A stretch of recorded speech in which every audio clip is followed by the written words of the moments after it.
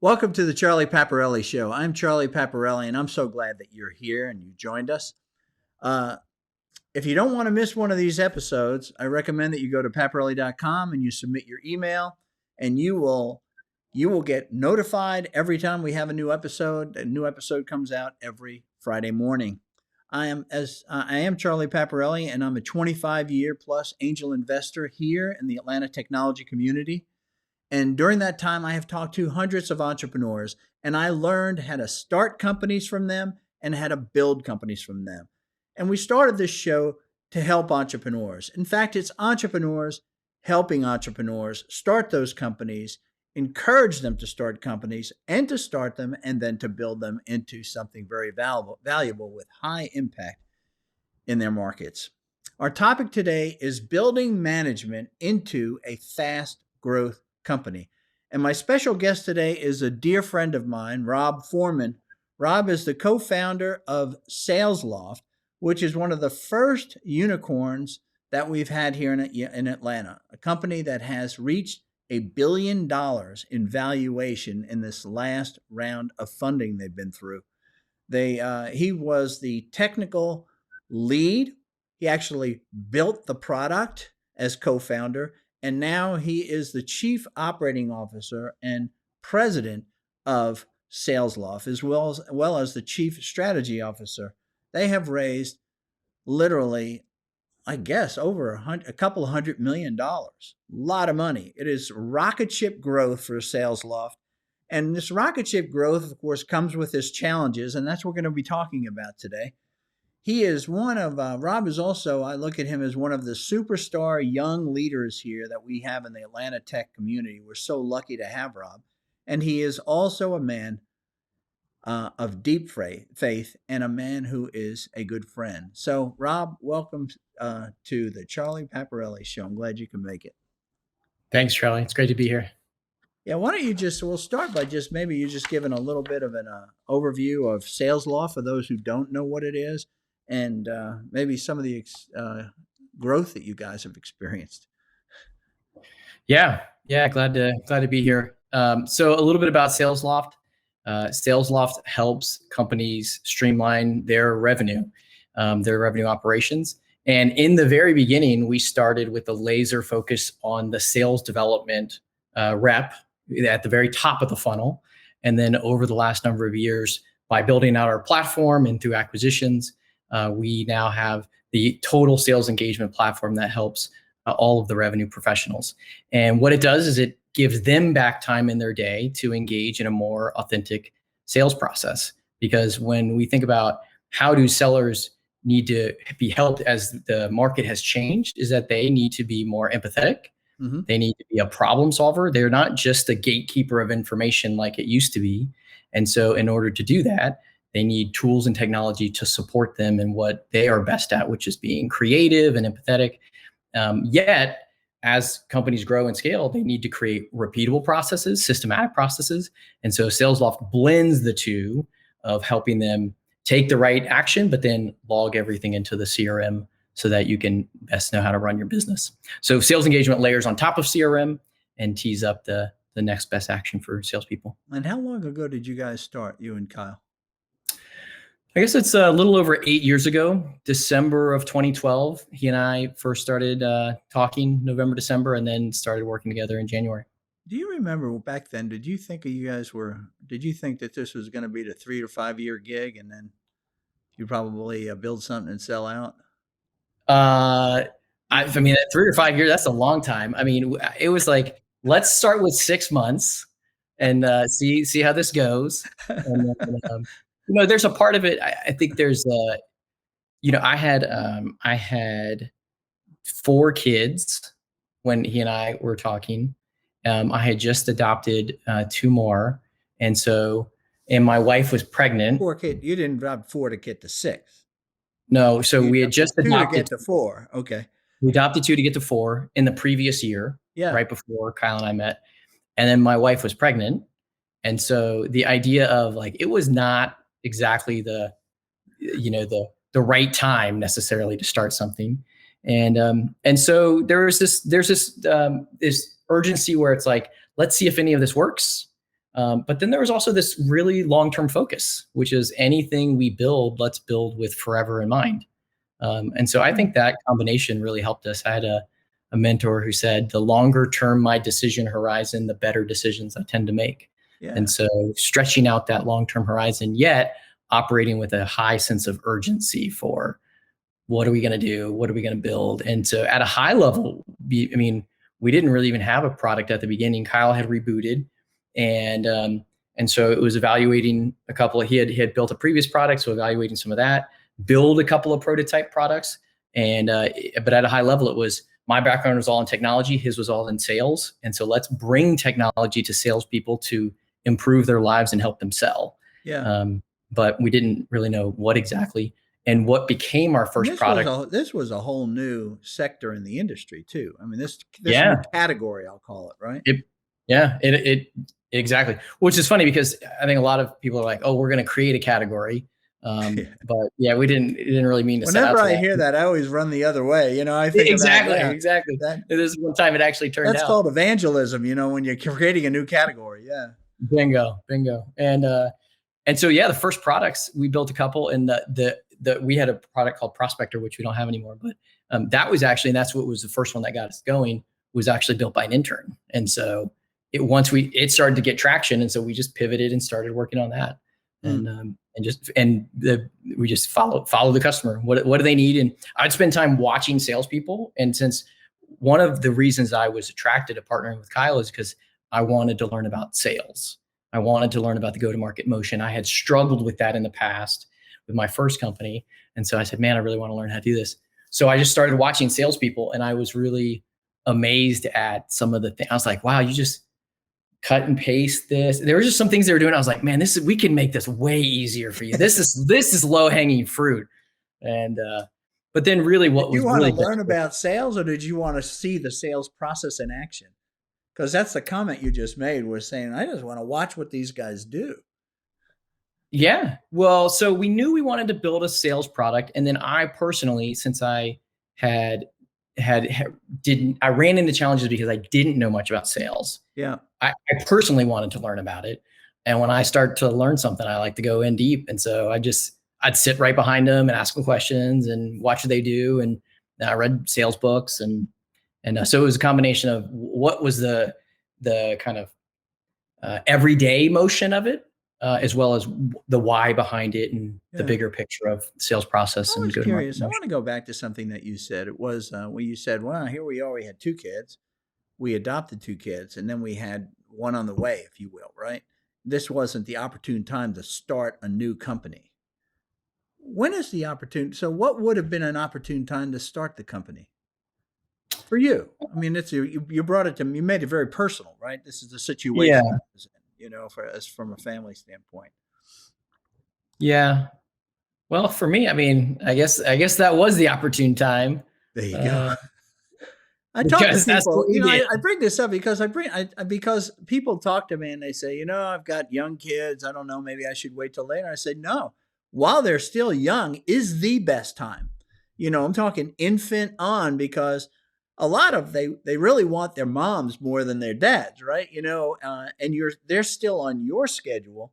When they Yeah, start getting over 5, 6, 7, 8, then all of a sudden you're on their schedule, yeah. They're right? little humans. They have Yeah, things they they're want to big do. humans. I like it.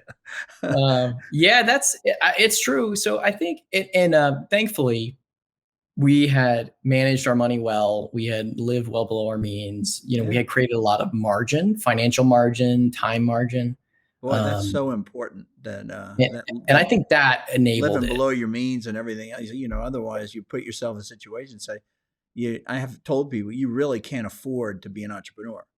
That's exactly right. And so Yeah. I think that's probably what I mostly meant by it, which is that in general, that's when there's a lot of pressure, and it's really hard. It's really hard to, you know, to do it. Then I think who knows when the right time is. And I'm a big, I encourage a lot of guys who are the same thing. How do can you not have a family and a startup or a company?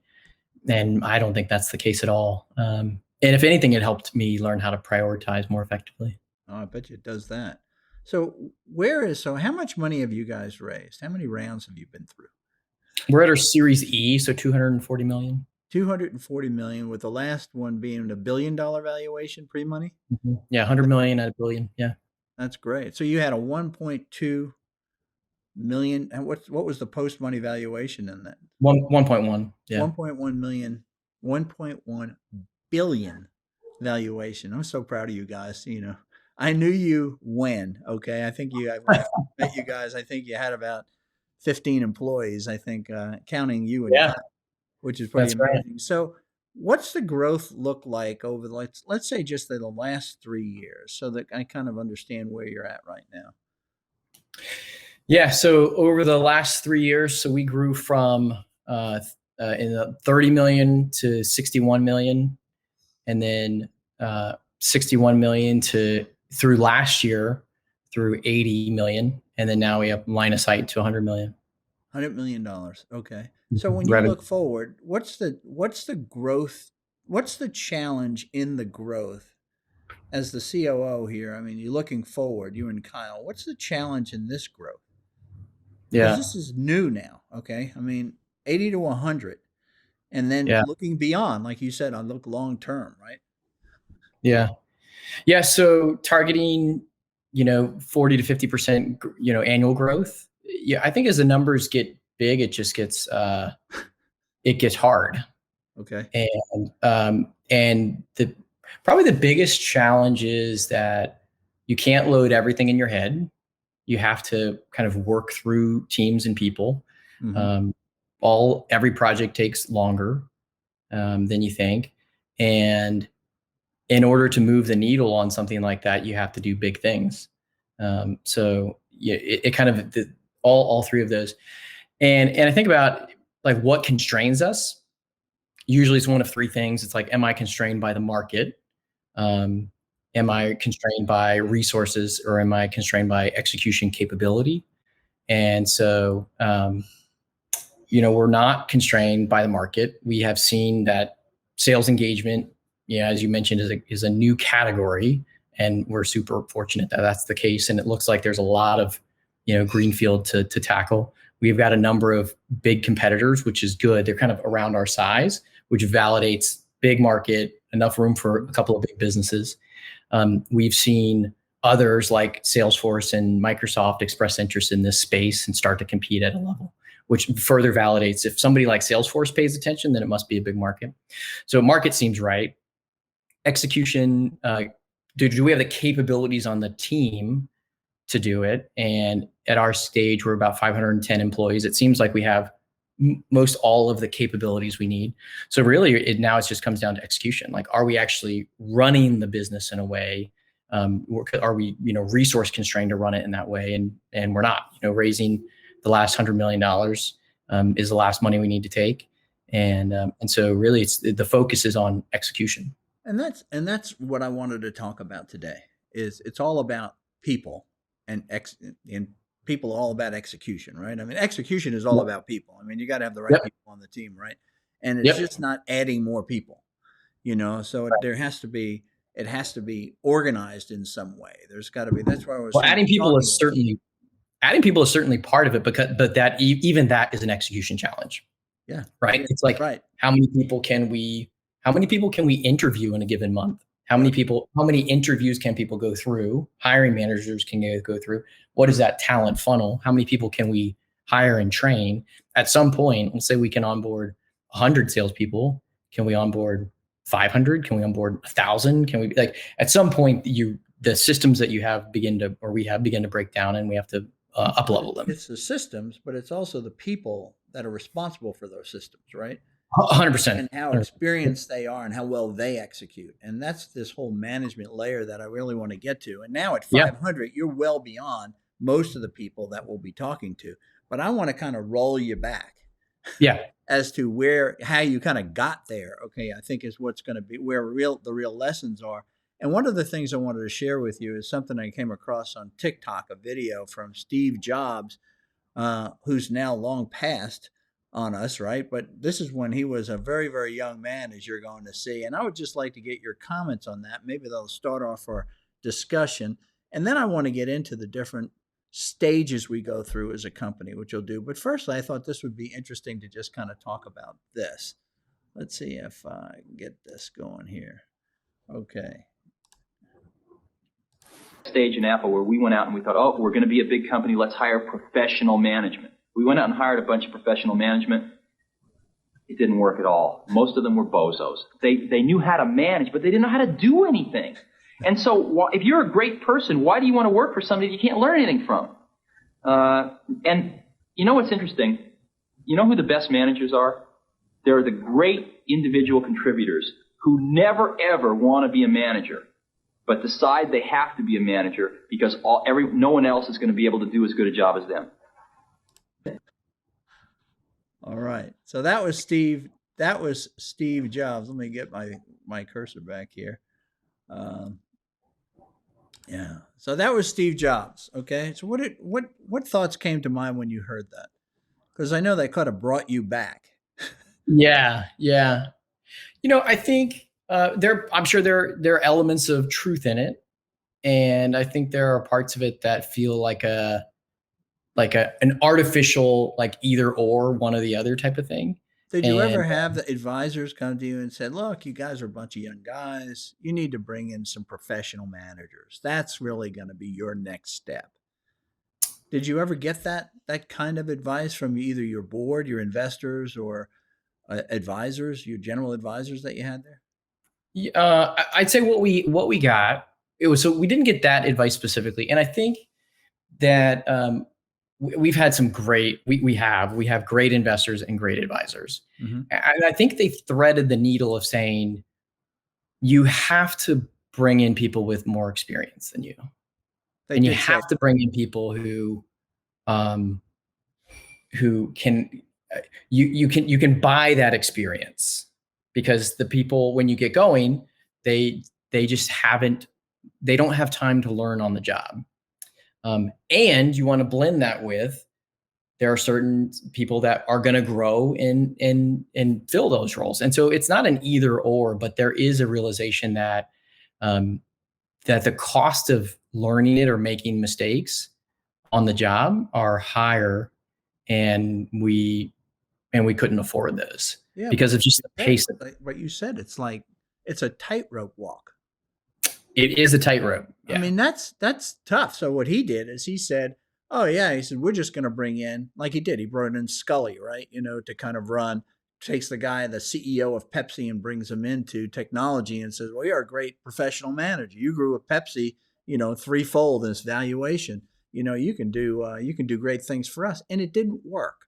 In fact, Steve, the Pepsi guy, Scully, actually winds up firing Steve Jobs, which is a great fear for all founders, right? That I founded this, I got it out of the ground, and now it's just taken from me.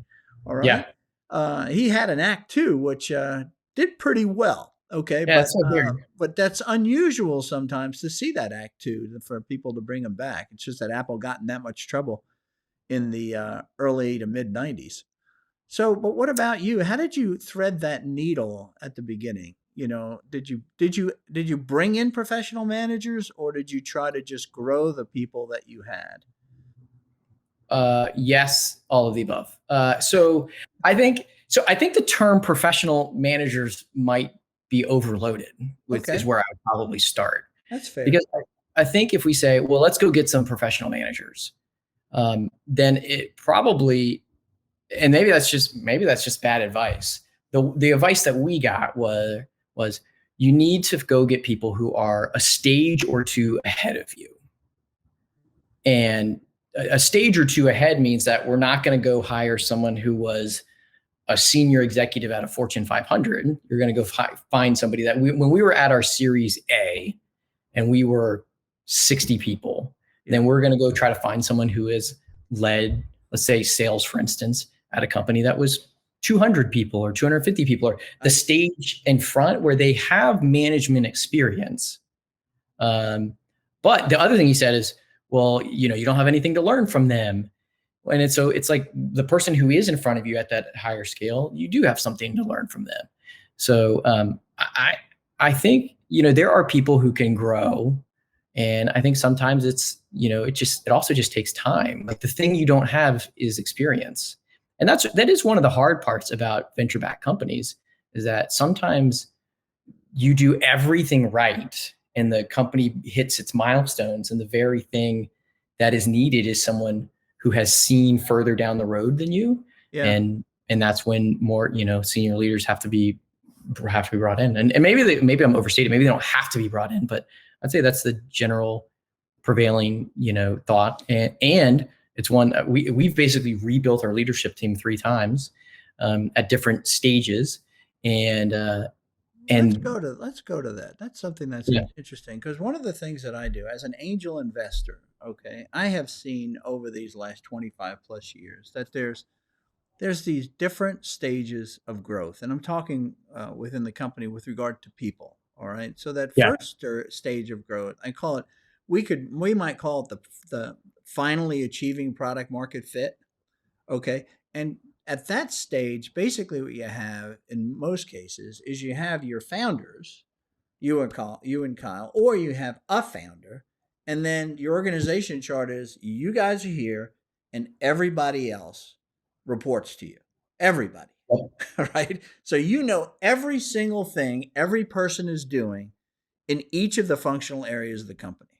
Yeah. So the org chart is more of like a circle and then people around it. I love that. That's exactly right. I had somebody do that once for me, and I asked him. I said, what's your organization chart?" This is a guy that had over 600 employees. He said he put a dot on the flip chart, and he drew a circle, and he said, "There's me and everybody else." And I was like, "Oh my God!" I mean, I can't even. That was 40 years ago that I saw that. It stuck with you. I still remember that. Yeah, and he ran it that way. You know what the bad part was? I actually took over his company. It was in a corporation that we had sold out to, and they said, "Yeah, we want you to take this over." And I moved basically to New York City, take this thing over. There was nobody to talk to. There was no managers. There was nobody responsible for everything. Every decision threaded through this guy, and I was him now. It was overwhelming. I was 34 years old, so I guess I had the energy to work through that. But I think today I'd say no thanks and walk the other way. But anyway, so you have to. So that's that first stage, and then what you do is you say, "So man, we understand how it all works. Kyle can sell customers. I can produce product. We found guys that together we can install product and support product, right? We found people who could do the billing and do the accounting. So, but they all report to us."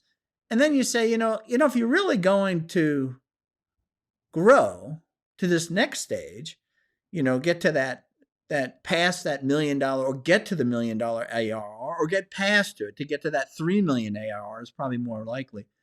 Is I need to get functional leaders. So I need somebody who's in sales, who's in technology, and who's in customer success, and that those people can come in and they become part of the team, and they learn what we've learned, and we learn from them on how to do these things so that we can get to that next level. And so that's building what I call the leadership team. Yep.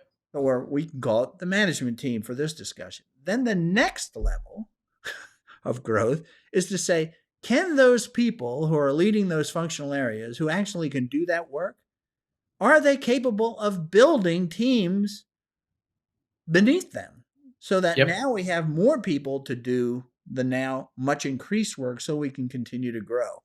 All right.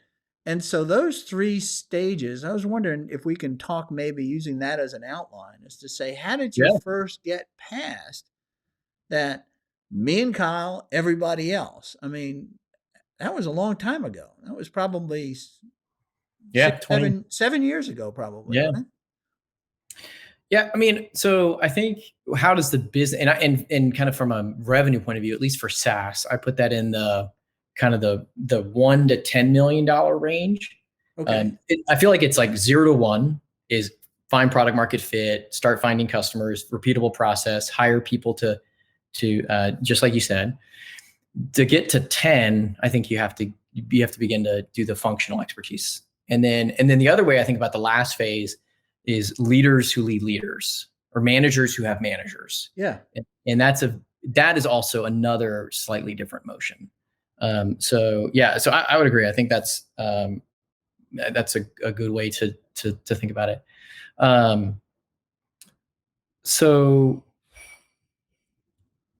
I mean, I think the thing we started was we started laying out, okay, what are the core functions of the business, and, sales and marketing and services and give you that technology. another way. As I told you, I think before we got started, one of the things we talked to is I just had a call today from an entrepreneur that I had invested in, and one of the things he said was he's at $1.5 million ARR, and he's sitting there going, I said, so what's going on with you? He goes, man, I've got to get to a point where I start letting go of things that other people should be doing and I shouldn't be doing. And I don't know how to approach that. And so I told you my little bit of advice was, well, know what you're good at and what you're not good at, and put it on a scale and start letting go of the things that you're really not that good at. Yeah. But in the end, hold on to the things you're really great at until you really get much bigger, and then you can kind of let that go. And he was a sales guy, so sales is always going to be his thing. We'll go from there. But how did that actually happen with you and Kyle? Yeah. Was that good advice? I don't know. Was that good advice that I gave him? I think that's great advice. I might add a dimension on it, which is what is he good at, and then what is he weaker at. And I believe, like, don't try to build up your weaknesses. Bring in teams to support your weaknesses, right? To hand it over, but also say, what does the business most need? Because why do you say that? Because that a piece of advice that you give. Because a lot of people, by the way, I agree with you. In other words, work on your strengths, okay, to get even better, okay? Don't try to make up. We do this when we do employee reviews. This is what you're good at, but this is what you really need to work on, right? And it's like, well, I'm good at this because I like it and I'm confident in it, and these are my gifts from God. And you want me to work on this other stuff. Like you want me to get better at numbers? I suck at numbers, but I'll do my best. So you're saying the same thing. Is like, don't try to get good at the things you're not good at. Yeah, I mean, or get better at the things you're not good at, right? Yeah, well, I mean, I think the whole idea it's play to your strengths, and especially with this idea of I was talking to an entrepreneur, and he was his company had been acquired, and he was now joining a new management team, and they were kind of shaking things up. And one of my first questions is, well, what is the philosophy on how you're going to lead the company? Like, is it we're doing it as a team, or is it there's kind of one person in command and control? And so I think a big question is like, is it a team approach? Because if it's a team approach, then you can do this puzzle pieces where you have certain people's strengths are matched with other people's weaknesses, and vice versa. But yeah, in general, I think focusing on your strengths is where we get the highest level of engagement and joy. And I remember somebody told me this term of motivated abilities. I may have the ability, but if I don't have any motivation behind it, then I actually shouldn't probably focus on that. It needs to be the intersection of what I have motivation and ability to do. Sometimes I have motivation to do something and I don't have the ability, but that's actually okay. Like, I was not good at sales, but I was very motivated to get good at it, and I spent a lot of time on it, and now I'm half decent at it. And it was another tool in the toolbox. And so how do you think through? I think people can add other strengths into their toolbox, but it doesn't necessarily. One of the things I looked at recently as I was looking at this whole thing, this idea of gifts, right? So what are we just naturally good at? And the thing that we find is the thing that we're naturally good at, we seem to think, we take for granted, thinking, well, everybody's good at that. Okay. Yeah. That happens. We just don't feel that special. So if I can do it, then everybody can do it. And you find that is just not true. And I heard somebody speak, and they said, if you want to know what you're naturally good at, think about what you are very confident in doing, or when you're doing it. I thought that was a great test. So, and I was talking to this one friend of mine who's a technology guy, much like you were, and he's now just starting his business, and he's great as he was a COO, and he's technology based. He's IT centric. Okay. And now he has to make sales calls. And so I saw him, he spent an entire week preparing for a 15-minute sales call because he just wanted to get it right. But that's how hard it was for him. Yeah. Yet if you sit him down and you say, look, we want you to develop a new accounts payable system, it's like, boom, it's done, or a logistics systems, or he's just great at it. But it's just amazing how, we could spend a lot of time trying to shore up some of these weaknesses. Well, and that's ultimately what it comes down to is like, do we have the time? Yeah. Especially, I mean, whether it's a high growth company or not, that's our most limited resource is time, right? So what was your structure? What was your struggle then with this next piece where you said, okay, it's me and Kyle, now we got everybody else. What was that? What was the struggle? What were your fears? What were you worried that you might screw up, or what did you do and then backtrack on, Yeah. Well, I mean, we made tons of mistakes. I think an interesting, Kyle and I complement each other in a lot of ways. And so, sometimes, he was great at like knowing when to like change direction. And I was great at like keeping us going straight. And so, some of those, it's probably the more kind of engineering analytical side of me that as we were beginning to experience, certain pains, then I was like, I think we have to try something different. And that's where this idea of bringing in, managers and starting to create the shape of the leadership team. And so I'd say one mistake we made early on was that we started the idea of the leadership team, and it's hard because one reason to not do it is that somebody is immediately demotivated. So let's say you have a team of 20 or 30 people and you're like, okay, now we're going to have, these 6 people are going to be designated the leadership team. And now we're going to start meeting with them more regularly, and they're starting to get more of our time and attention. And that's hard for other people. Well, it's hard for them because, and I've seen this happen. In fact, I've experienced it personally in running in situations in startups, in that I join the startup and I get fulfillment and enjoyment because I work directly with Rob and Kyle. Yeah. I know they come in, I know everything they're thinking the moment they're thinking it, right? And now I'm reporting to Charlie, who's reporting to Rob and Kyle. And I'm like, who's this Charlie guy? And he doesn't do it like they do it. So I start going around him to go to Rob and Kyle and saying, Charlie's really screwing this up. He doesn't do it like you do. I mean, did you run into these kind of things? Yeah. Yeah. I mean, I think so. In some ways, we're really fortunate that I had a drive to kind of create some order in it, and Kyle had a lot of intuition around avoiding what you described. And so one of the things that we did, we did stand-ups together, all together in the morning, every morning, just to kind of mind meld the whole company, until we were probably 25 people or so. Okay. And then we did it every. I don't know if everybody knows what a stand-up is. Yeah, so a stand-up is where we get together and we talk about, what did I do yesterday? What am I planning to do today? And then, am I blocked by anything? And sometimes people hear like, what did you do yesterday? What is this, like micromanagement? And it's like, no. We're trying to build a shared context so you can kind of hear what's going on. And most importantly, if there are blockers, we want to raise blockers and solve problems quickly. At the end of the day, speed is our only advantage as a small company. And so the ability to raise an issue of like, hey, I'm blocked. I had this sales candidate I was trying to hire. Looks like we're going to lose him to another company. I'd love it if someone could try to call him and save him and pitch him on joining us. And it's like, great. Kyle, you want to take that call? Great. Let's do that. And so it's this kind of a stand-up. How do you do a stand-up? You got 25 people. They'll talk for 3 or 4 minutes. You spent 2 hours. No, so over time we did it into a point where we shorten it down, where it was just like, what's our highlight and what's any blocker, and we would go around, and then so we eventually shortened it. And then what we did is on Fridays, we would do a stand-up. And by this time, I mean, we did it till we were probably 70 people, where we would go down on Fridays around, and it was your highlight. It was, all you did is you pass the mic, and by that point we had a mic, and you'd go around the room.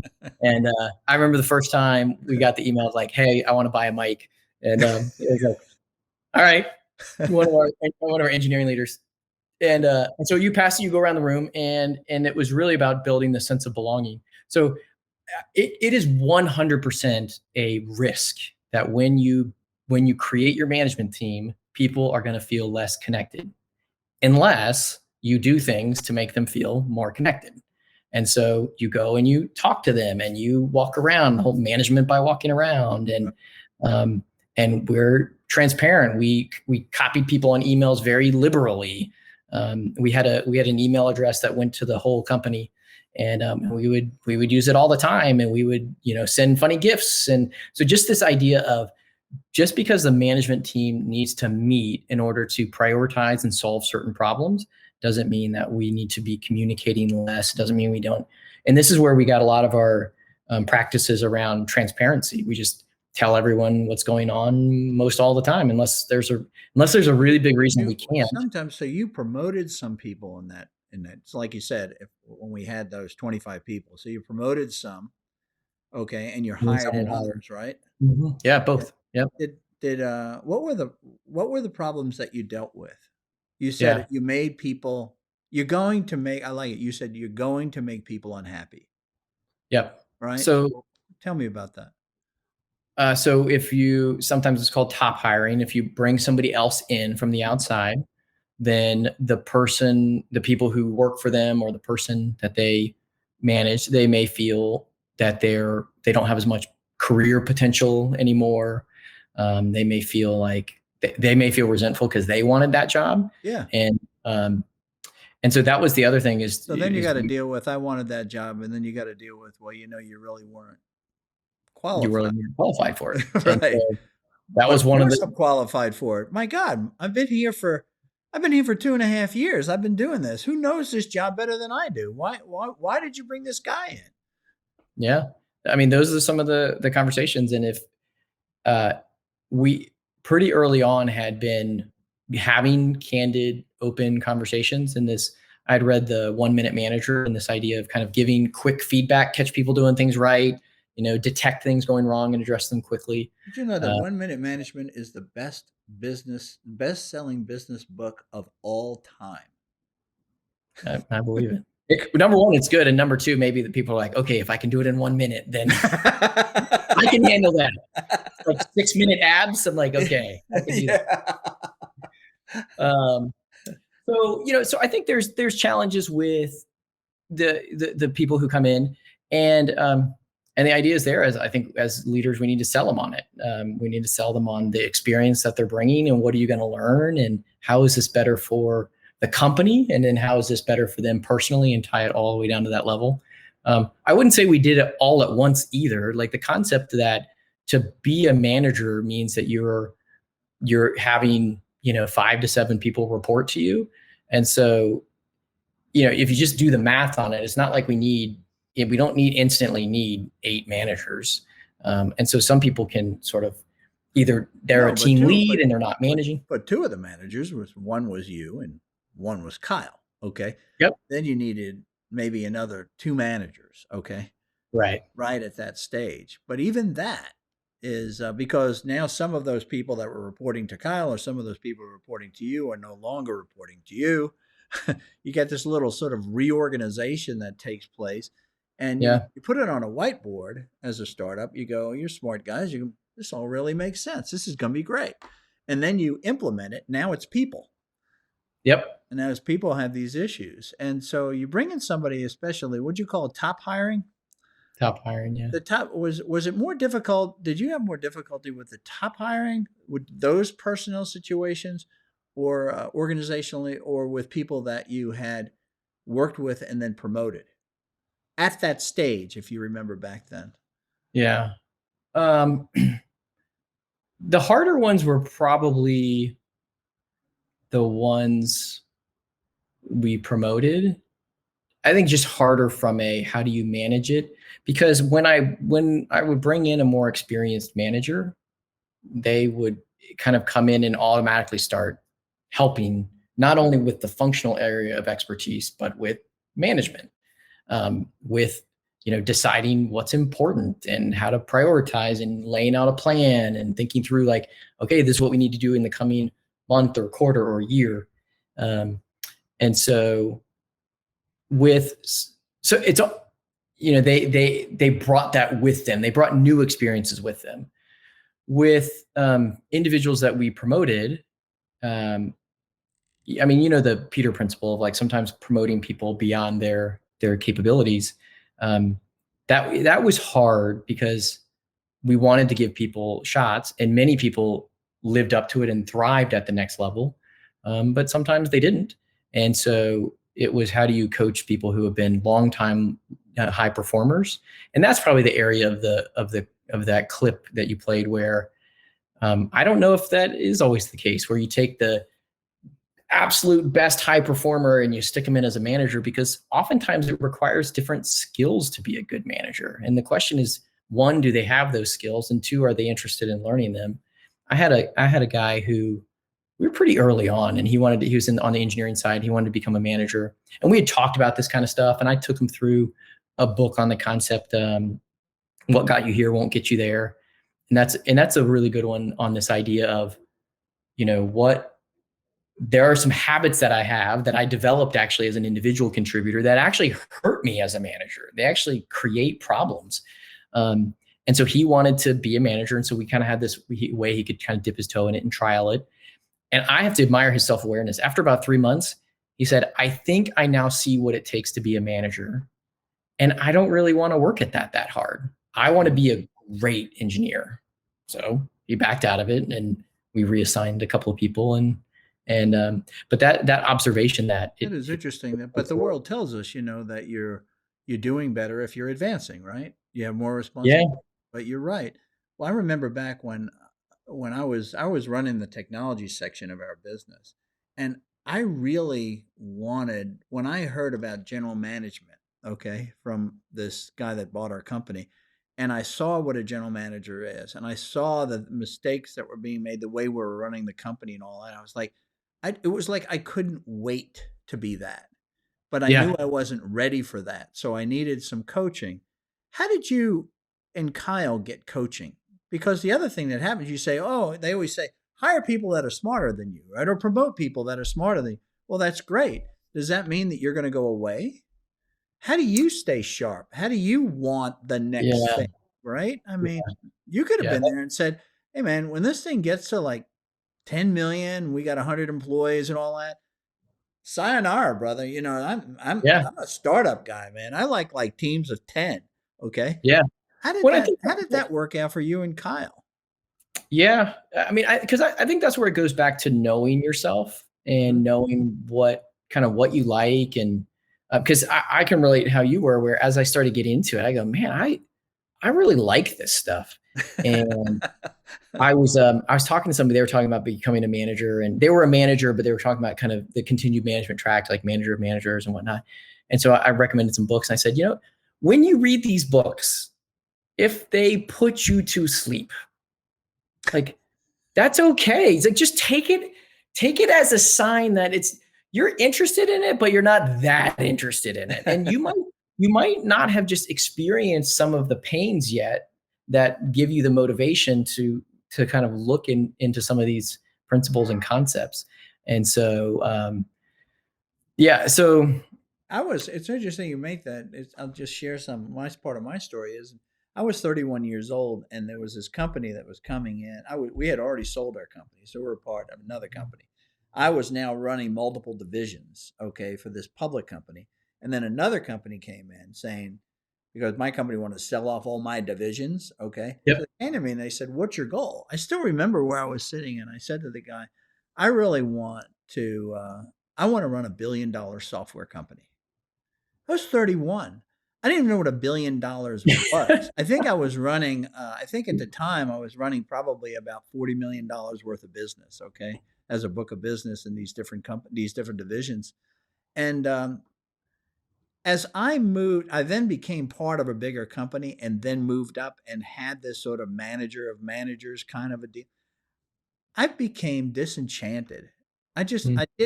I don't know if it was my Peter principle or it was past my why. I wasn't motivated. Right. It wasn't exciting. And that's what got me from corporate back to startups. Yeah. Okay. I can relate. So you asked about mentors, and this will tie into that.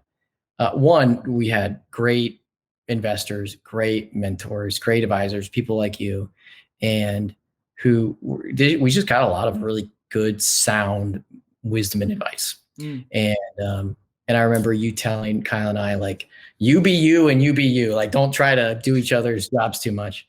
And that really capitalizing on our strengths and how to complement each other. We both got an executive coach, and we actually have the same executive coach on purpose. So it's kind of like marriage counseling. And so we each have an individual coach, and then we would do sessions with him together. But one of the very first sessions I had with him, I was disenfranchised too, and I was like, I don't think I'm the right fit for this role right now. Mm-hmm. And what It role just was that? So as the COO, Okay. and so we were probably 100 employees, and maybe a little bigger. But Did it I take was, courage to admit that to him? Because by uh, admitting it to him, you're sort of admitting it out loud to yourself. Make it become sort of public as opposed to an internal struggle. yeah, and I think that was the help. Yeah, so it's lonely being an entrepreneur, like, and so yeah, I think that's one of the powers of having a coach like that, is that you can just be Okay. honest with yourself. And he helped me think through, like, multiple dimensions of what makes a good fit for a job.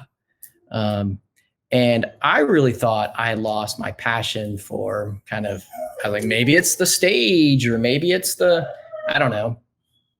And I also had a lot going on at home. I have a son who's special needs, and it was just a very hard time.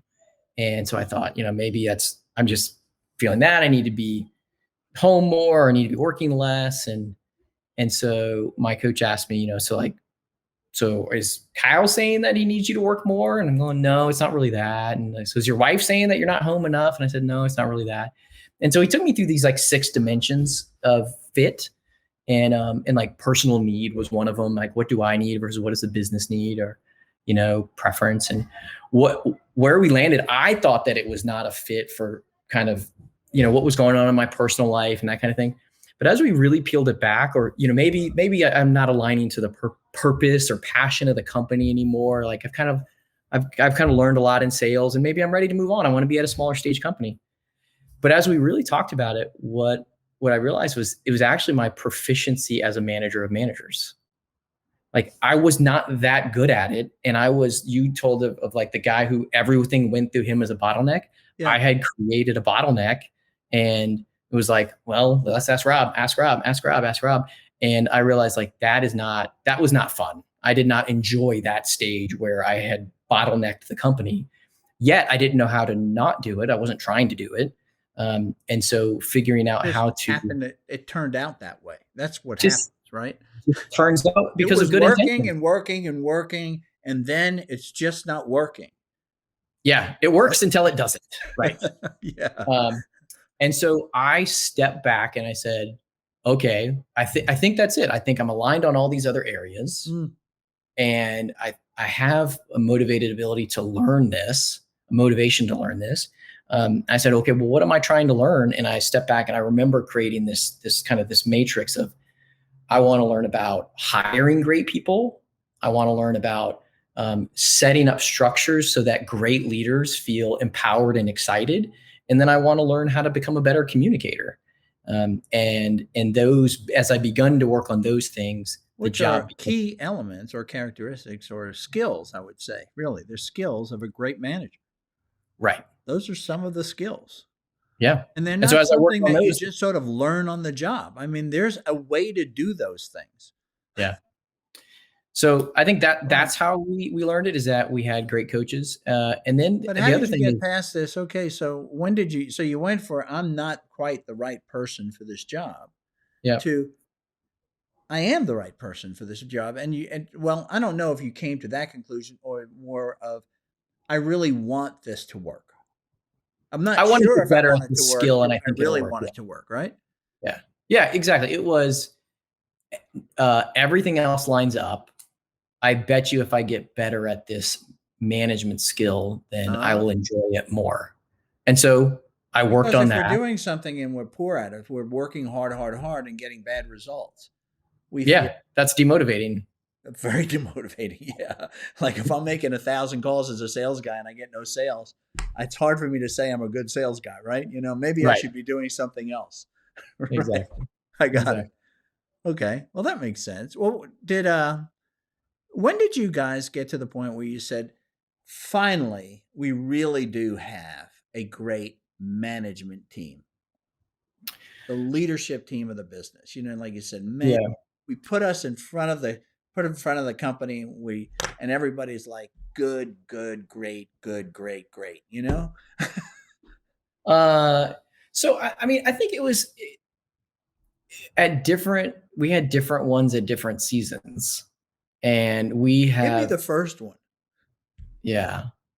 So at what stage was that? Yeah. Like what was your revenue level? It's an easy thing So to measure against. yeah, we're probably in the $5 million revenue range. Okay. Maybe we're closing in on 10. I remember this It feeling was of like, probably 5. That's usually when you get that first team in place, yeah. Well, but is everyone great in their seat? Is Well, everyone I say great and good. Okay. Okay, great. Okay, so great and good. Yeah, yeah.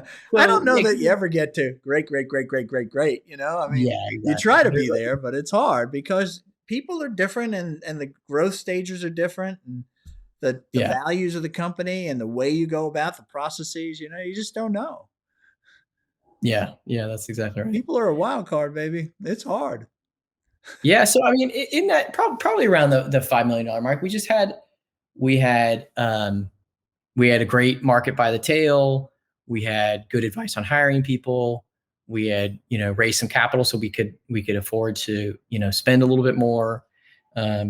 We had really crystallized our own kind of idea of how we wanted to run the company. This idea of running it with values in the center, with the idea of running it with organizational health and transparency and rhythm. We talked about the rhythm of the business a lot. And so I think that's important to getting the management team in place, because the management team has to be on the same page. Like they have to want to run the company similarly, or you're going to have like major issues. If the management team can't align on something, then everyone else is hopeless, because then you're just kind of, Where were some examples of maybe misalignment on the way to alignment? Because that's a critical stage, like you're saying. 5 million is critical stage. yeah. Because you can get stuck at 5 and be the 3.5 to 5 forever. Yeah, that is true. Examples of misalignment. Okay, I'm going way back now. I don't know. Nothing is popping out. More, it was. I guess there are times that I saying think the about, ways to run the company too. It could be not misalignment in strategy and things, but ways to run the company. yeah. That I remember we hired somebody who, I just felt like they had. At first, it was like, man, they've got some swagger. Like, and it was, you're like, yeah, this is great. We can I finally like this guy, right? Yeah. Yeah, exactly. This is a And charge the beach guy, and he's the first guy off the boat, right? yep. And but as we started working together, it was more of like ego.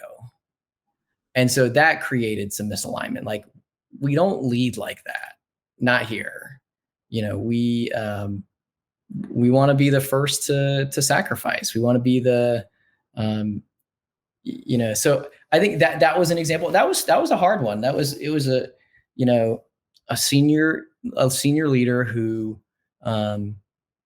professionally accomplished, and but with that kind of slight misalignment, it just created a lot of I think that's pain. a great example, because he's doing things and you're hearing about them, or experience them, and you go, that's just not us. That's just not us. That's this. Yeah. We don't run the company this way. I once had a sales guy. We used to have, this is before computers, okay? I mean, where you had network computers and all that. And we had a sales administration area, right? So if you had to send out brochures and if you had to, right? So as a sales guy, you would come out and these people would type the letter and put together the package and send it out, right? And he came out, he once went to the sales area, and I was in that area, I happened to be there. This is when we were probably about 100 people. And he was one of these charge the beach kind of people. And he came out to that area and he asked for something. And he said, look, everybody pay attention to me right now. And all these, there were women that were the administrators at the time. They all turned and looked. And he said, you need to understand something. Nothing happens until I sell a deal. None of you get paid until I sell a deal. So when I need something done, I want it done now. And I was watching this. I'm like, we don't do that. That's not how we don't talk to our people that way, you know? Well, the thing is, and that's exactly right, because he's right. He's right in the sense that if we don't have revenue, we don't have a business. And he was wrong in how he went about it, right? That's exactly right. Yeah. And so like you said, he was experienced, but it didn't fit with the way that we wanted to run the company. You're right. Yeah. Yeah. So I think we needed to do two things. We needed to advertise how we wanted to run the company. And we hadn't started adding as much of that language. We had gotten some of the core value stuff, but not like, how does the management team work? It's like, how do we work? How do I work? How does Kyle work? And what is the blend of the two? That's a really important observation that you made there, is we think that's, again, going back to raw startups, you got customer discovery, and don't forget, you need to identify, clearly articulate your values, right? Oh, that's great. Right. But you're sitting here saying, okay, but now we needed to figure out how we're going to run the company. Well, you can't figure out how you're going to run the company until you wind up with a leadership team. Yeah. And you're really running the company, right? I mean, you can't sort of project that because you don't have the experience yet. Right. Yeah, that is exactly right. And I think the best thing that you can try is just to make sure, especially for senior leaders, that it's a really comprehensive interview process. Yeah. Where you spend time together. And I remember, but you needed to know what to interview against. You didn't know even what to interview. When you got the guy in and said, oh boy, I like this guy. He's confident. I think yes and no. I think we picked up on some stuff and we just ignored our gut on it. And so that was a lesson. Don't ignore your gut. But even if you can't quite articulate it, if you spend enough time, and I'm sure you're familiar with like a top grade interview where you do a chronological walk through their whole work history, and it can take hours, like it can take 3 or 4 hours. Or you have dinner with them multiple times, you meet their spouse. I mean, we did all of these things in the early days. I think just getting enough time, even if you can't quite articulate it, if there's things that you pick up on, you're like, I don't know, then I think that can at least begin to help, because it's sort of like feeling the way out until you can be more explicit about like, hey, this is how we work and I know how to advertise it. So how did you get to that next stage then? So you get your management team, and now you have to start filling out. They need to be hiring out their teams, right? And now you got managers having teams of, let's say, up to 10, 12 people. That's where you kind of go to. And then it gets to be too much, and then you wind up with, right, the next level, overloaded, underwater. And you have, so that you're breaking it up. Then these are all stressful times, and they're high risk times. If you don't get it right, then you start losing good people, maybe, or you start executing poorly, which cost you a lot of money. So how did that work out for you guys, that next level? Yeah. Because at the same time, you're also changing out some of those leaders. Well, so that's what I was going to say. Now you've got all these moving parts here. Right. And that was the most painful part with when sort of if there's misalignment at the senior leadership level, the kind of the management team level, is that then it ripples, right? It affects people. It affects the company. That was hard. It was hard to pull the trigger on being like, this isn't working. Like, we need to part ways. It was the right decision. How did you come to that decision? You say it was hard. How do you come to that decision? Do you have any advice in that area, or can you share an experience? Because what you do is you want it to work. Yeah. Until one day you just no, it's not going to work, right? Yeah. But you still want it to work, so you don't want to. Yeah, even then you still want it to work. Then, right? I think move faster than you think. It would be my advice. Whatever you think, go a little faster, because there is collateral damage, and your credibility as a leader is on the line. People see it before you see it, because they're typically on their best behavior around their bosses. And they're the objective of the bad management, right? I mean, they're the exactly. So they're living the consequences day to day. They're living it out, right? Yeah. And they're looking at it. And I think it's actually, when a organization is healthy and is aligned on where it's going and how it treats people and that kind of thing, your people will give you grace. They'll say, this isn't right, and it will sort itself out. They'll say that it'll sort itself out, as long as you sort it out in a timely manner. If you wait too long, then suddenly they're like, management has their head up their butt. So I guess I'm not. Part of the things that some of the experiences that I've had when I finally let somebody go after, I liked them or her, and it was working out, but it wasn't working right, and I kind of struggled through it all. When I finally let them go, there was two things that were good. One is I realized how I moved way too slow. That somebody would say, I remember one guy I let go, a manager, and oh God, I struggled with that. It was probably I was probably 27 years old or something, and I had let this guy, and he was probably 35, and he called me back and said, when I walked outside the office building, it was like a weight was lifted off my shoulder. I knew it wasn't right, but I wanted to make it right. And then you go back into the organization and you keep getting the feedback of, oh, you did the right thing. You just, he wasn't the right guy. Well, how long did you know this? Oh man, months, Exactly. And so what you're doing is, like you said, you're hurting your credibility. Yep. You're not the right guy for the job if you're allowing this guy to be in this job, right? Yeah, because that actually is my job now.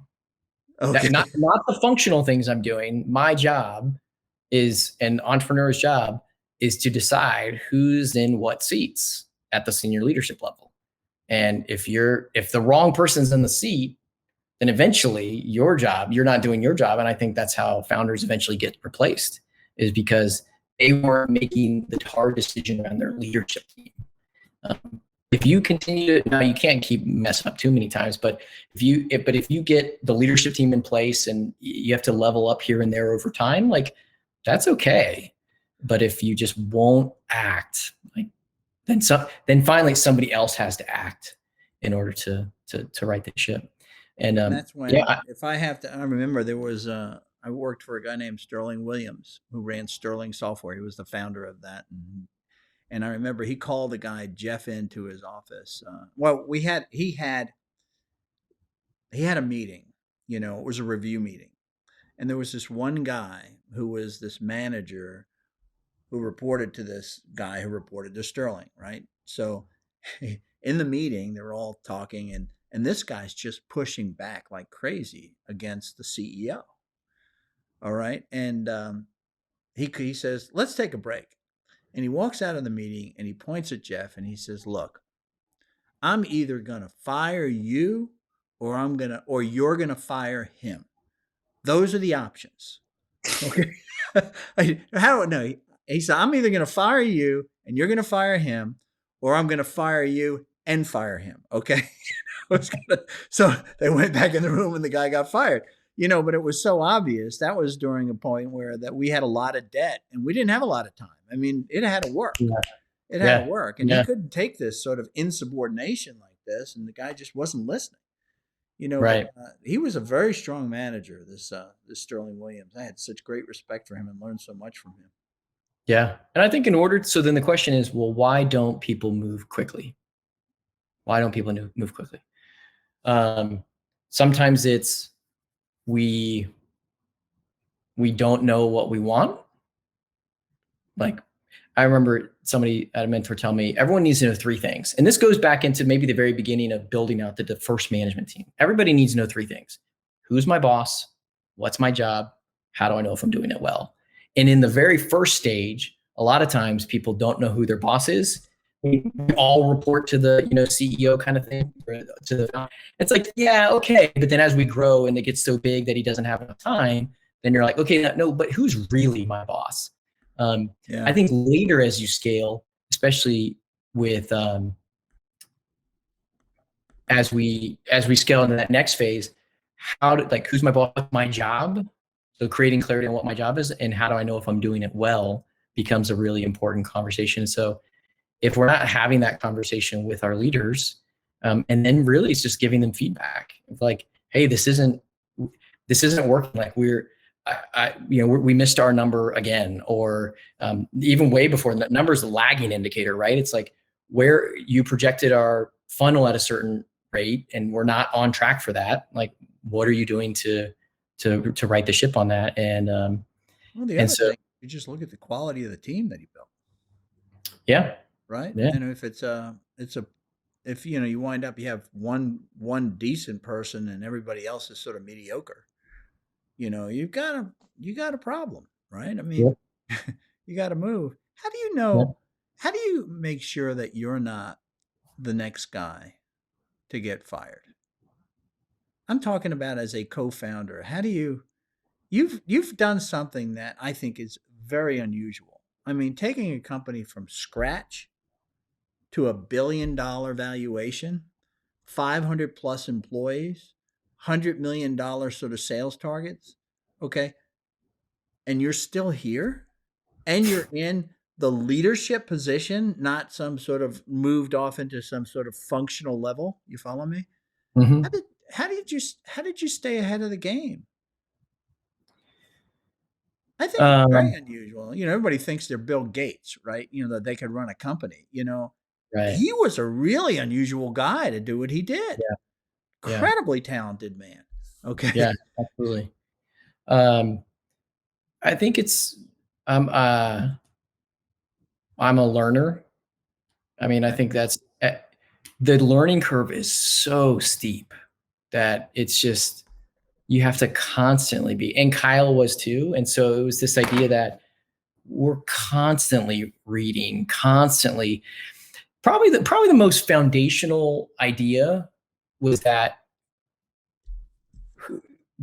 who I am is a much more fluid concept than I thought. Meaning, what does that mean? Yeah. Meaning, well, I don't like to talk in public. I don't like to do public speaking, or I'm not a sales guy, or, I'm just not good at math, or, these questions, these statements of like, I'm, I am not, it really is this idea of like, well, then it kind of locks me into a certain box, and really realizing that that's actually I could be whatever I'm willing and motivated to work on. I can actually become much more flexible, and I'm willing to grow and let go of what I was and become something different. And I think that goes into coachability. If I am this kind of this idea of who I am but how do you play that I am and I am not against what we said earlier, the sort of, work on your weaknesses? Yeah. So I don't think you have to. We know is sort of a kind of a losing game, right? I mean, right. And I don't think you have to specifically work on your weaknesses, but you have to be open to coaching on them. You have to be. Well, there are segments that the job requires. Yeah. Period. Yeah. I want to be the president, and no, I never want to give a presentation. Exactly. So that's probably not going to work out. Right. And so either we stay at this, it's almost like, well, which do you want more? Do you want to learn how to give a presentation, or do you want to, Step stay down the same? Yeah. or move aside. So Yeah. the other part that here is you said I was a continuous learner, Yeah. right? I get Yep. that. But when you were saying that, one of the things that struck me is it's also what do you want? That's how you stay in the job. Yeah. That's You true. have to want it, and you have Yeah. to want it for the right reasons. Yeah. You, I would agree. you really have to be authentic about that. And how do you get to knowing that I really want to be a chief operating officer? I really want to achieve those skills of that Yeah. type of job for $100 million or $200 million company. Okay. How did you know that? What does that look like? That want, that desire? Yeah. For me, it was progressive. It was not all at once. I think some people, maybe they just know it. They're like, this is what I want to do. But for me, it wasn't. It was a progressive revelation, so to speak, Okay. where I love technology. I still love technology. Still tinker, and I'm always doing stuff.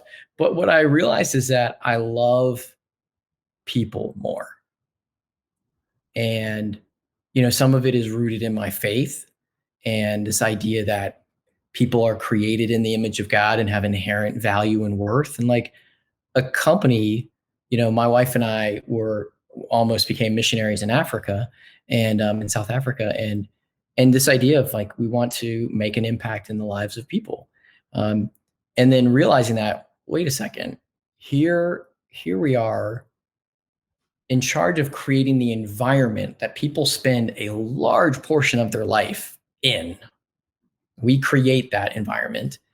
And if it is negative, then that has a real detrimental effect. I've worked in jobs that were just terrible, and I went home worse, and I treated my family worse. And it's like, ugh. And then if we can create an environment that's, where people are treated well, and we're far from perfect, but we want to do right by people, then that was very motivating to me. And I remember someone giving me this talk around like, what are you learning, and is it worth your time? Is it worth your most limited resource? Is it worth your life? If you could become an expert at it, is it worth your life's investment into it? And so, I could learn. And that's the thing about being a learner, is that you can learn lots of things. It's just, you have to choose what you learn. And so I could become an expert at basket weaving, but is basket weaving worth my life's investment? And, becoming a good manager and leader felt like it checked the boxes of being able to care for people and create an environment that was healthy, where we accomplished things, but we also did it the right way. It reminds me, with my family, one of the things I do is like I invent games, kind of, it just, we could be anywhere doing anything, and it's like someone was bouncing a ball against the And wall. there's your kids going, and there he goes again, right? Exactly. There we go. And so, and then as soon as so we're bouncing the ball against the wall, and it's like, okay, 1 point if you do this, and 2 points if you do that, and 3 points if you do this. And so suddenly you put a scoreboard up, and now they were at first rolling their eyes, and now they're super into it. And they're like, and I think business works a lot like that, right? We want to use skills and talents to do something, and we want there to be a scoreboard so we can feel. But you had a bigger vision to start with, in that you really wanted to impact people's lives. And here you were. You see, is that where could you be where can you find a bigger platform? That's continuing to develop, that you can't continue to impact people's lives and continue to learn, because you love to learn. I do. And so that's what has kept me here for so long, is that it checks all of the boxes, where it's a place where I can learn, where I can serve and love people, and I can play to win because we have a scoreboard, and it kind of checks those different boxes. What I would say though is that I didn't really set out with all of that. And multiple times I asked myself, is this still right? Am I still enjoying this? And because sometimes somebody else could go through it and they may reach a phase where they're like, I just like the smaller stage, and they should just go back to the smaller stage. And so, I did and that. I guess the last thing I would say is, Yeah, go ahead. I don't think we should worry about the size of our platform. I think we should, whatever platform we're on, we should leverage it and then just not worry about the size of it. Because I felt like that was a weight lifted off when I finally realized that.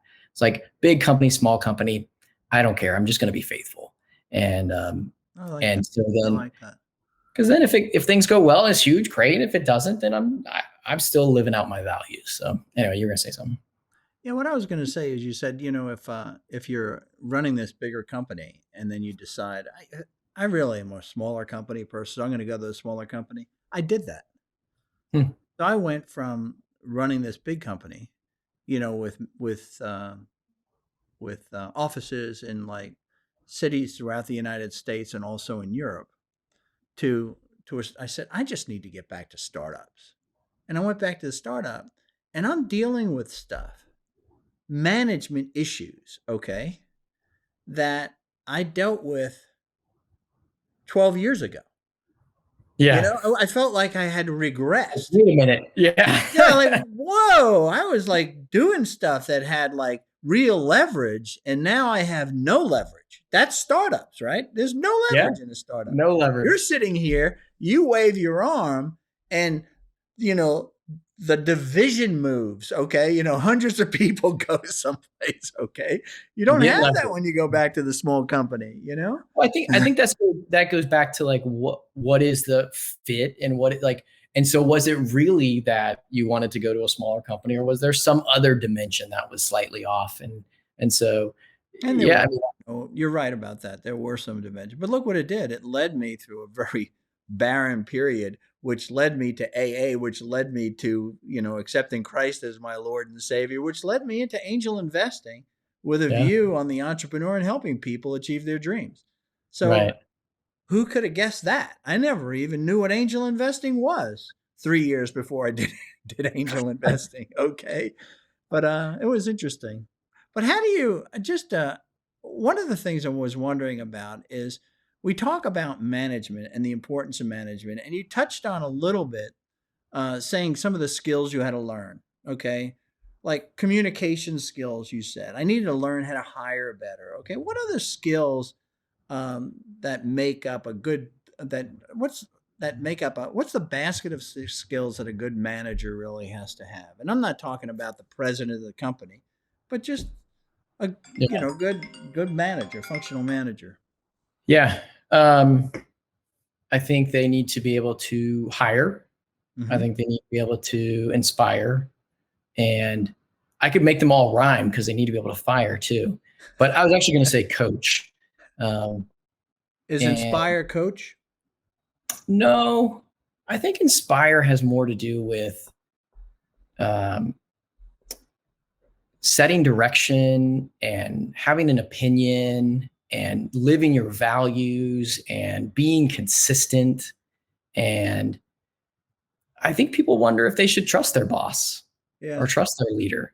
And everyone's wondering, are you for me, against me, or indifferent? And most of the time they probably think you're indifferent. And so to inspire them is to convince them that you have their best in mind, and that you have their best in mind by having the company's best in mind. Yeah, makes sense. And that's going to pan out for them. So we got hire, inspire, fire, coach. What else do you have? Communication we talked about, right? Communication, yeah. I think there's a degree of, so communication, I think there's probably two sides of it. One is communicating concepts, and then the other is around communicating plans. Like it's one thing to give like presentations or public speaking. It's another thing to say, okay, what is the plan for the quarter? What's the plan for the year? What's most important?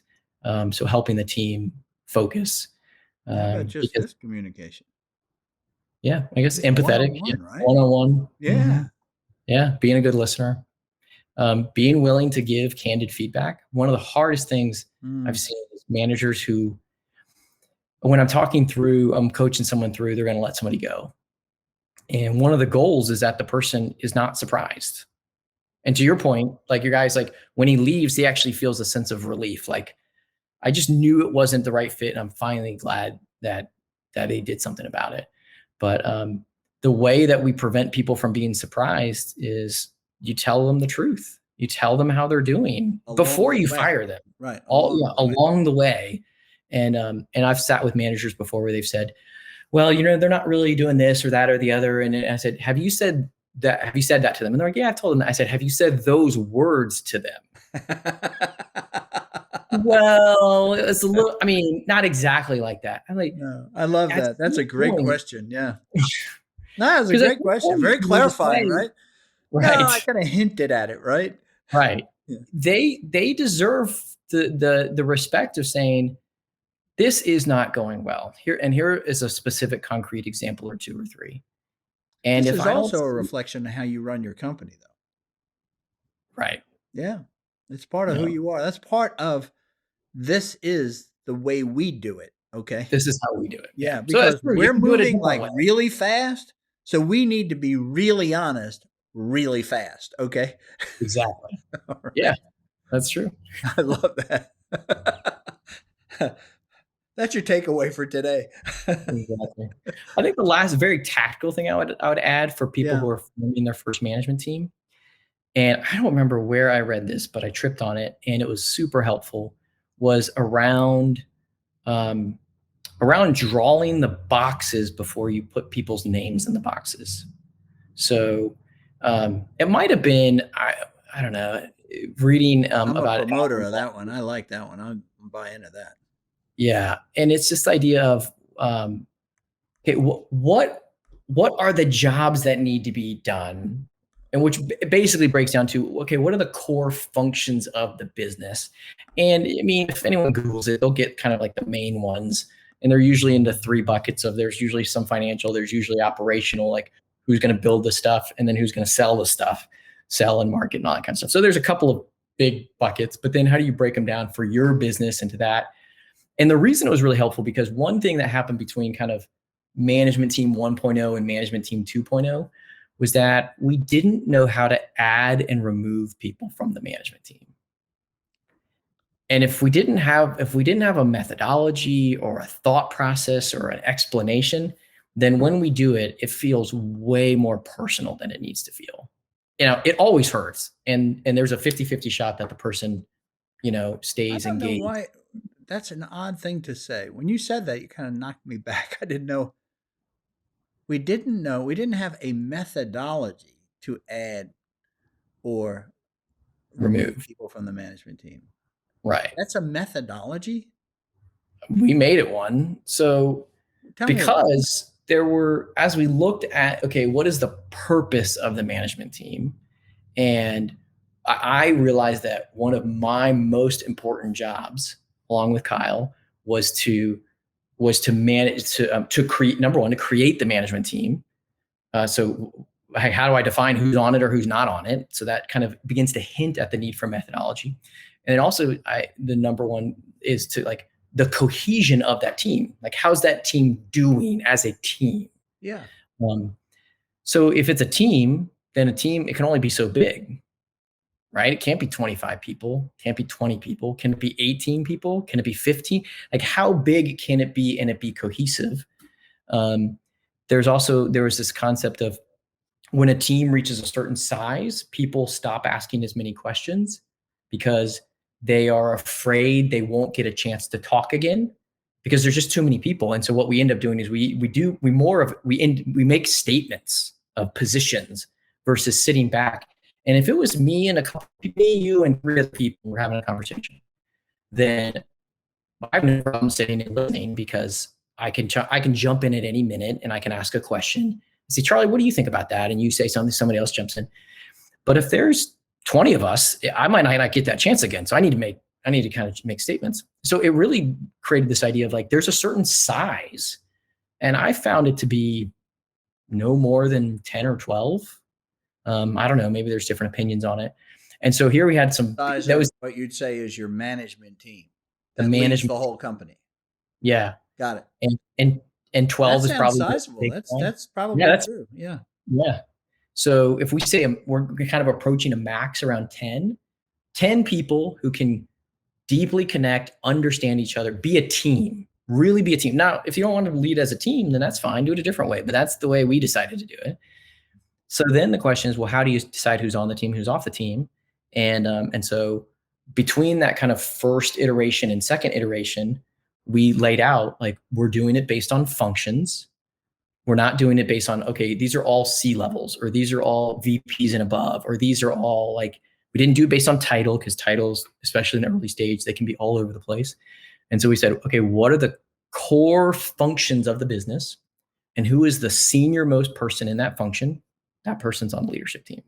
And so we went through this. I remember it was in November, December, and I had to remove people from the leadership team because we were about to have an offsite, and we really wanted to go deep, and we really wanted to share.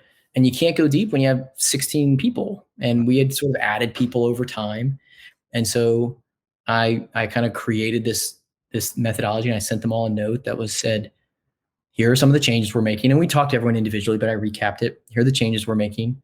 I know this is hard for many of you. And the only thing I can do to remove the sting of it is to set a process for it, so that you realize it isn't about you. It's about, we have these other aspirations. We want to create a team. It can only be so big. It fits into this. And this is what we think we need to do in order to be organizationally healthy. And so, and then when I talked about top hiring, if we top hire someone, we create an overlap of a certain period of time on the management team. And then that person leaves the management team, and we usually will celebrate them, and we talk about the things that we loved about them. But it creates really hard. I admire you for doing that. That is really, really, really hard. Yes, yeah, that's incredible.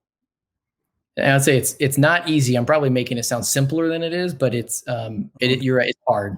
It's hard. People know. I mean, because you could picture yourself being on the management team for a while. You top hire, and all of a sudden, I know I'm going to have a point where I'm not in that meeting anymore. So at least they know that. Ooh, that's hard. Because there's one time somebody left the management team, and I overlooked it, and I never removed them from the management team email list.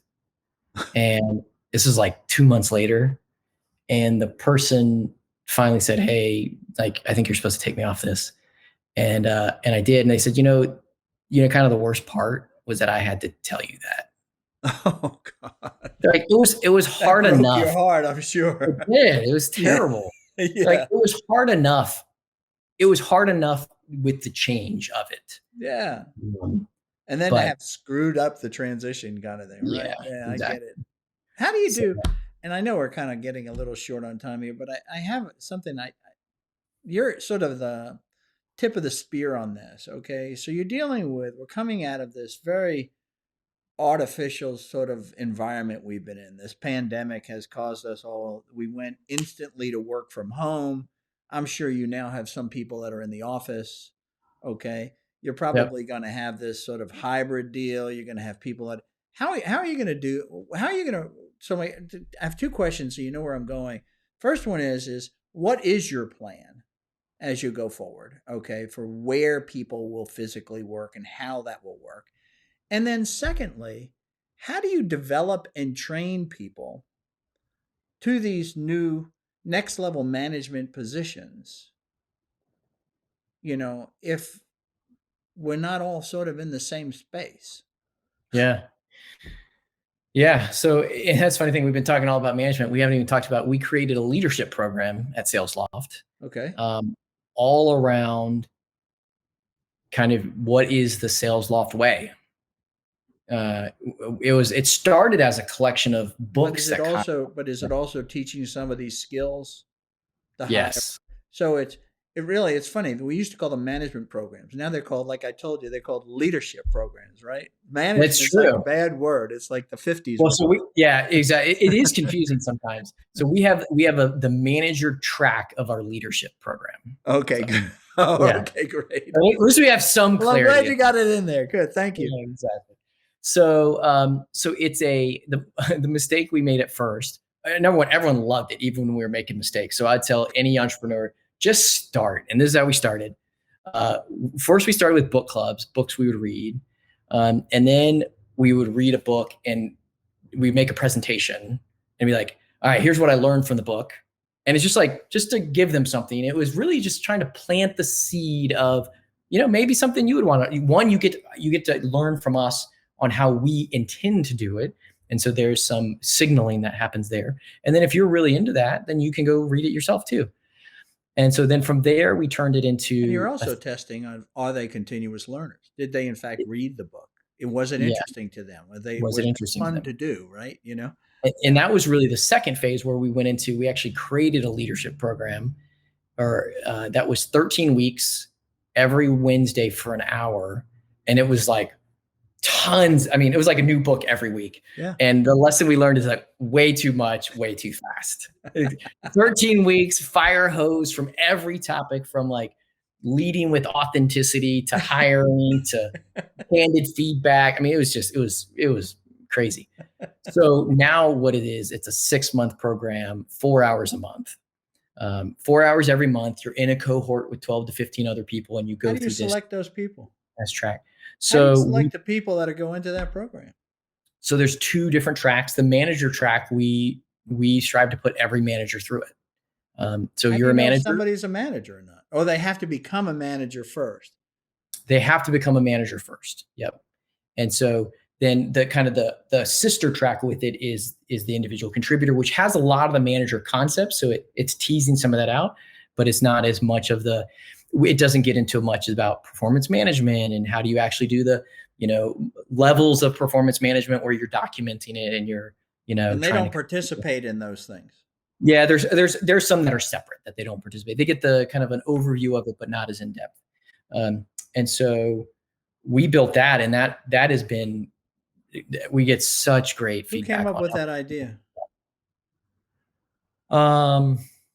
I think Kyle created the first leadership program with the first kind of 13 weeks. And he would read a book and then build a deck, and and he would share it with the company or share it with the management team. And then we had a woman who wanted to organize it into the kind of the 13-week program. And then when we were transitioning, actual need, you saw that. Look, we're trying to. Yeah. We have managers that are not equipped to do the job that they need to do. They don't have the skills of the training, or they don't. Right. Like, we're not born with that thing. Like, how do you hire somebody? Oh, well, I was hired before, I guess. Like I was hired, right? And as we were learning so rapidly, we realized, we don't want you to do it just the way everybody else does it. We want to stand out. We want to be different. I realized we had a lot of opinions, so we needed to share the opinions and codify it, so to speak. And so then I worked with we had our coach, this guy named Bob Lewis, who does Lewis Leadership. I said, hey, we're thinking about this. Do you want to build some content and kind of grow it into a program for us? And so I worked with him and his staff to do that. And it's been fantastic. One of the things that I picked up from my old mentor, Jim Porter, that I was telling you about, is we talked about this a little bit. He ran a public company called Triad, and he was very proud of the management training program they put together. And it was one of the things he brought up, and I'll share this with you, is that you really need to have the upper level managers, okay, or the managers. I added upper level. The managers do the management program. In other words, don't outsource it to like professionals who teach on management. You see? Oh, so like you could have. We had in another company I was at. They had HR group that they had two ladies that really ran the management program, and they did the teaching. Yeah. He says, no, you got to have the managers, because it reinforces. The teacher learns twice, right? And it also they also get an eye to see who's really working here and who's not working here. Who's getting this and who's not getting this. Who's interested and not interested. So it also gives you that cut point. So that evaluation thing. So I thought that was really very powerful. That's interesting. And I would say that that's not how we've done it. And I wonder if that is the next level of how we can do it, which is, as we think about how do we continue to scale the leadership program, and then how do we, because at our stage, Like that the management layer is so important because it's just At this they're the point, ones it's who about are execution. You told me that at the very beginning of this. all about Execution. execution. And Yep. it's all about leadership, management, people. There you go. Yep. Pretty incredible. So how are you going to how do you how are you going to run this company in this sort of now hybrid? I don't know, maybe you're not going to have a hybrid environment. I'm making a bad assumption. You say, "No, Yeah. we're going right back to where we were in on March 1st, 2019. I mean 2020, right?" What Yeah. are you going to do? I think the world's changed. I don't think we're going back. Um, so I saw a study that said something like only 7% of people never want to go into the office again. Like they're just like, I like to work at home. I don't want to be in an office. I want to be 100% remote. Single digit, 7%. Single digit. Okay, Yeah. good. All right. Most people, they just don't want to go into the office all day, every day. Got it. And so the question is, what is that middle ground? And what the last year has proven is that we have a lot of very capable people who are executing, and we then started hiring all over.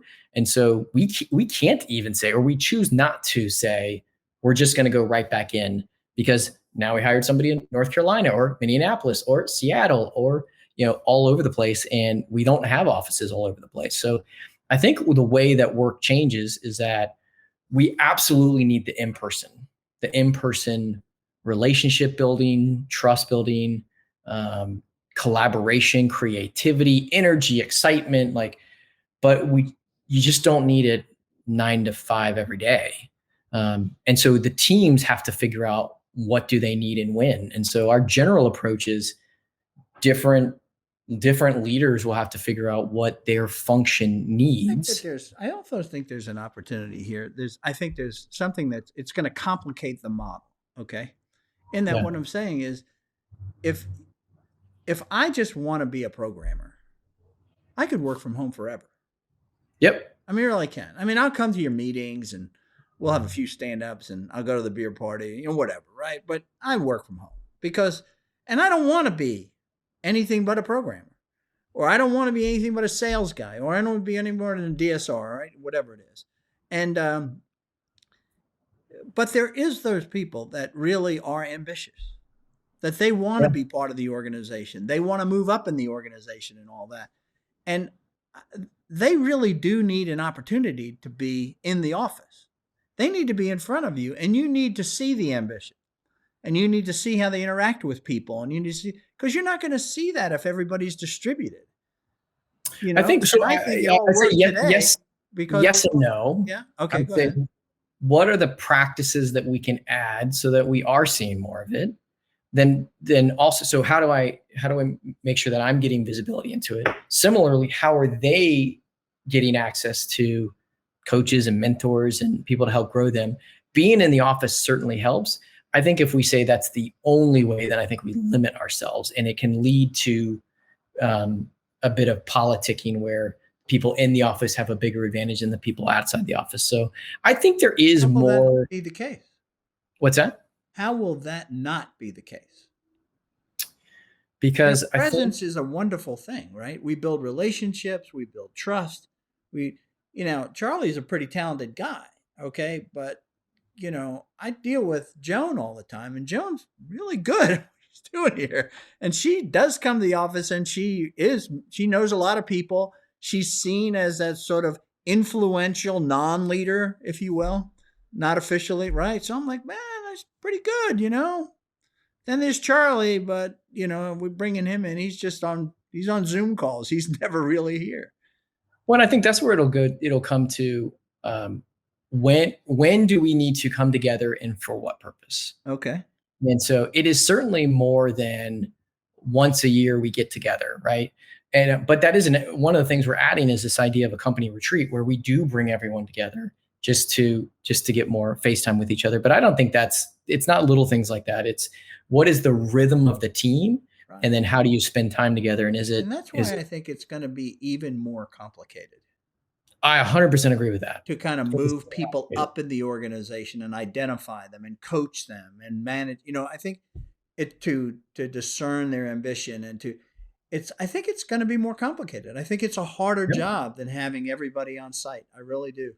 I It's do going to agree be it's hard. really interesting. It's for you and for your team.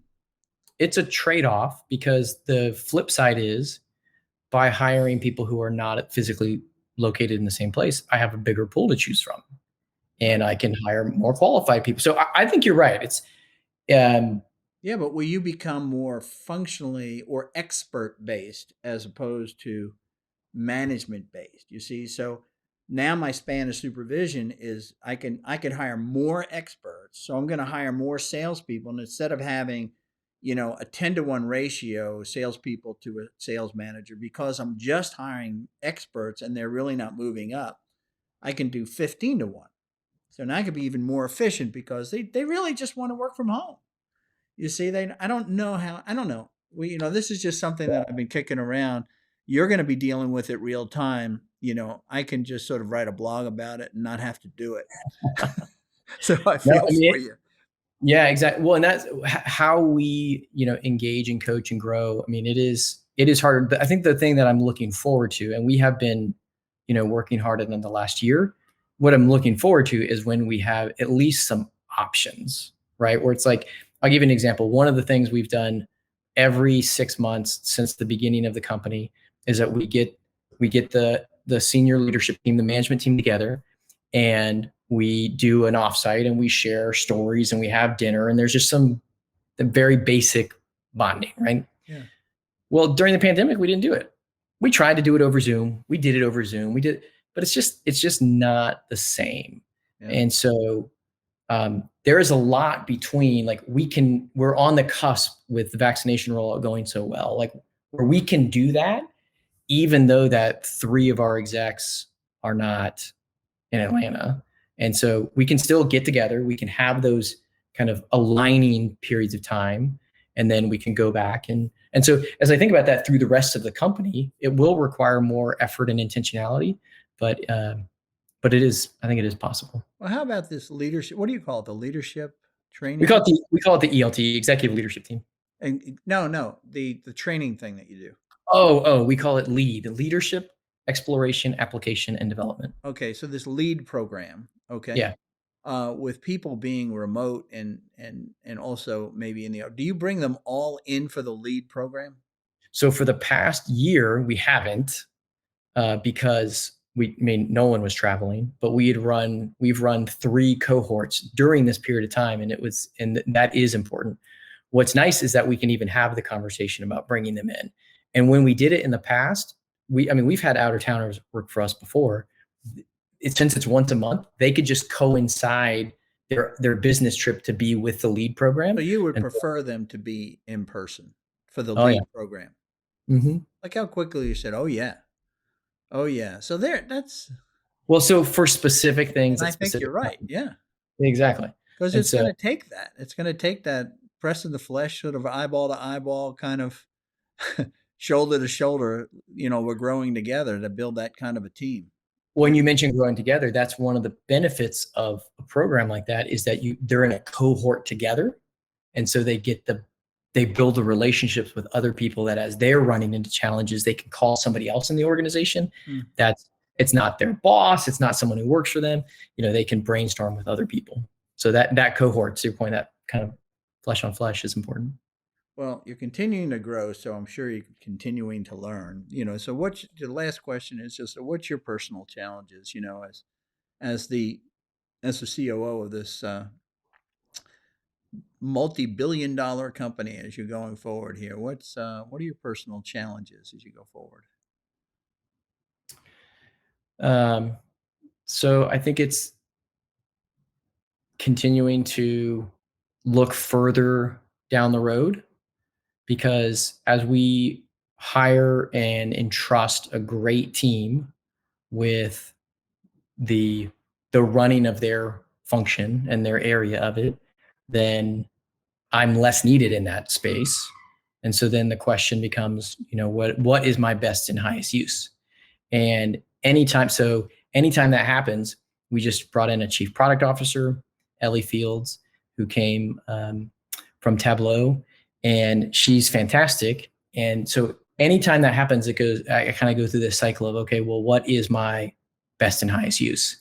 And where do I start to focus again? And so that's what personally I go through. And then for the company, it's like, what is, not this year, but what are we doing this year to set up for the next year? Yeah. And then you got to continue the work that you're doing as you get bigger and bigger and you get more and more responsibility.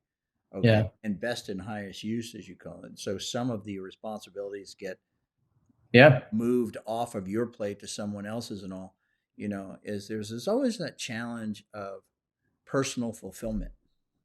Yeah. And, at some point, do you sit there and say, well, because we hit our numbers, I feel good. You see what I'm saying? I do. That eliminated all the people, all the stuff that you got there to start with, so it's going to be interesting as you go forward. I don't think there's anyone that can just say, and here's how it's going to go for you, Rob. Yeah.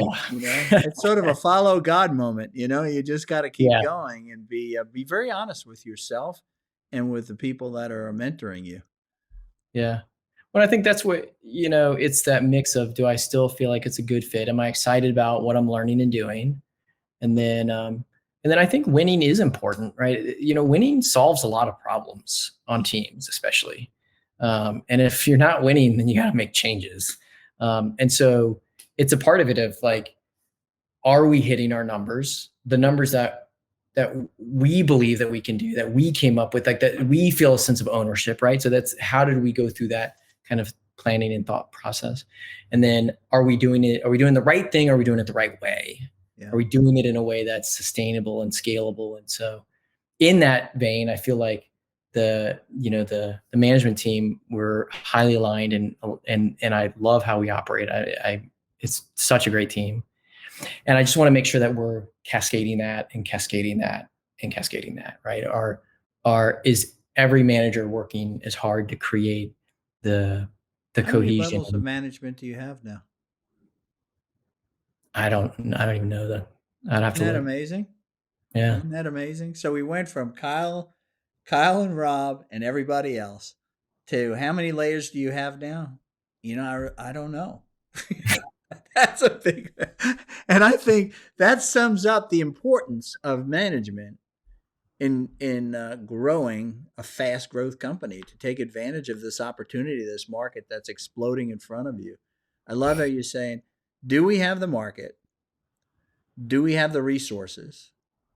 And then the last thing, are we executing? In other words, do we really have the people? Right. Whether they're managers or people that are actually, getting it done, if you will, being on the ground. But man, I think that you're all over it. I just love talking to you, Rob. I thought this was going to take 20 minutes, and here we are. It's down for an hour and 50 minutes, and I'm past our time. But thanks for taking the time to do this. Yeah, my pleasure. I always enjoy it, and I love what you're doing for the entrepreneurial community. I remember in my first company, it was hard, it's lonely, and so having resources and people and interviews and it moves the needle, and I love that you're doing it. I had a guy, just to kind of leave it with you for your lead program. I did have somebody that contacted me in just an email about something else, and he said, "Oh, by the way," and he's probably in his mid-30s, young manager. He said, I learned more from listening to one of your interviews of these entrepreneurs over an hour and a half than I do in 8 hours of reading some book on a management topic. Okay, which I said, wow, that was very flattering. You never get feedback doing this, by the way. That, right?